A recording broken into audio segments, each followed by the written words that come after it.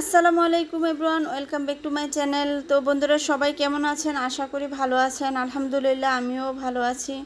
তো আজকে যে ভিডিওটা নিয়ে আসলাম আপনাদের মাঝে, দেখেন অনেক দিন যাবত আমার এই হাঁসের বাচ্চার জন্য খুব একটা ইচ্ছে ছিল যে হাঁসের বাচ্চা আমি পালবো। তো আমি ছাদের উপরে ওইভাবে হাঁসটা পালবো যে মানে হাঁস থেকে তো অনেক বেশি বিশ্রী দুর্গন্ধ আসে, যার কারণে ওইভাবে পালার হয় নাই, যদিও শখ ছিল। তো অবশেষে আজকে যখন বাজারে গিয়েছিলাম কিনে নিয়ে আসলাম, অর্থাৎ আমি যখন গিয়েছি বাজারে, পরে একটা মহিলা দেখি 5 পিস চীন হাঁসের বাচ্চা নিয়ে দাঁড়িয়ে আছে উনি। পরে আমি দাম জিজ্ঞাসা করলাম, তো পরে উনি বলাতে তো ভাবলাম যে আমি ওনাকে জিজ্ঞাসা করলাম ছাদে কি এগুলো পালা যাবে কি না, না পানিতেই থাকে, শুধু পানিতেই পালতে হয়। বলে যে না, একেবারে এগুলো শুকনাতেই বেশি থাকে। তো সেই জন্য আসলে ওনার কথার উপরে করে ভিত্তি করে আমি নিয়ে আসলাম, যা হবার হবে ইনশাআল্লাহ, দেখা যাক।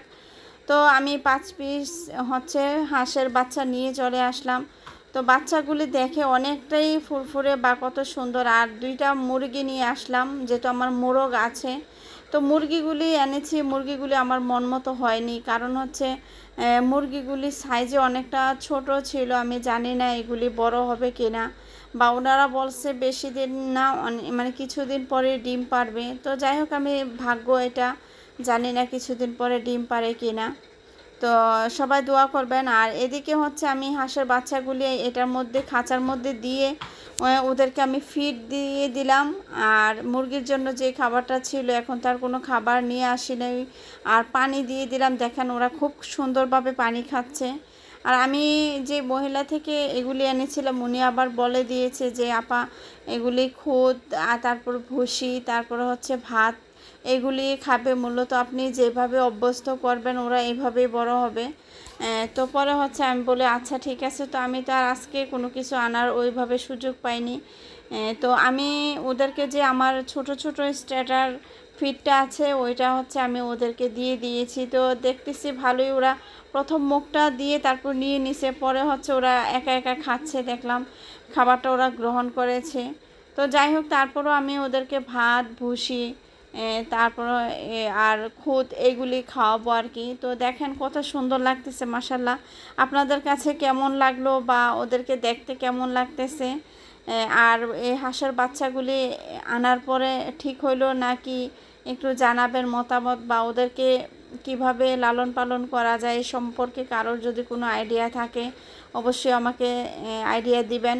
তো ইনশাল্লাহ দেখি কিভাবে ওদেরকে লালন পালন করে বড় করতে পারি। আসলে হাঁসের বাচ্চা এগুলি গ্রাম দেশে মানুষের যখন জায়গা অনেক বেশি পর্যাপ্ত পরিমাণ থাকে, তখন হাঁস মুরগি এগুলি ছেড়ে পালন করলে যতটুকু ভালো, বা ওরাও শান্তিতে থাকে, অথবা যারা লালন পালন করে তাদেরও ভালো। আর এভাবে বন্দি অবস্থা আসলে ওদেরকে এত বেশি একটা ভালোভাবে লালন পালন করাটা যেমন কষ্ট, আর ওদেরও কষ্ট বেশি হয়।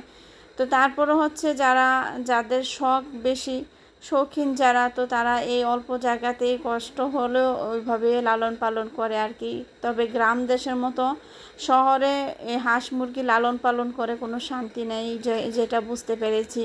সেই ছোটোবেলা থেকে তো দেখে আসছি, গ্রামে তো বড় হয়েছি। তো শহরে আর গ্রামের ব্যবধানটা এইখানেই। হাঁস মুরগি বা পশু পাখি লালন পালন করা এটা একদম গ্রামের জন্যই বেস্ট আর কি।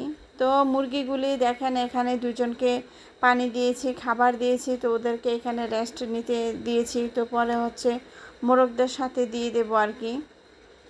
তো মাশাল্লাহ দেখুন, ওরা খুব চুপটি করে বসে আছে। আসলে ওদেরকে আমি সাইজটা বুঝে আনতে পারি নাই, অথচ গিয়েছি বড় বড় সাইজের মুরগি আনবো। আসলে তেমন বড় সাইজের মুরগি পাই নেই, বা আমি দেখি নাই। আর যদি অনেকক্ষণ ওখানে দাঁড়িয়ে থাকতাম হয়তো বা দেখতে পারতাম। আসলে বাজারে যাওয়া মহিলাদের জন্য, বা মহিলারা বাজার করে, এটা খুবই একটা পেইনফুল, আর এটা অনেক বিরক্তর বিষয়।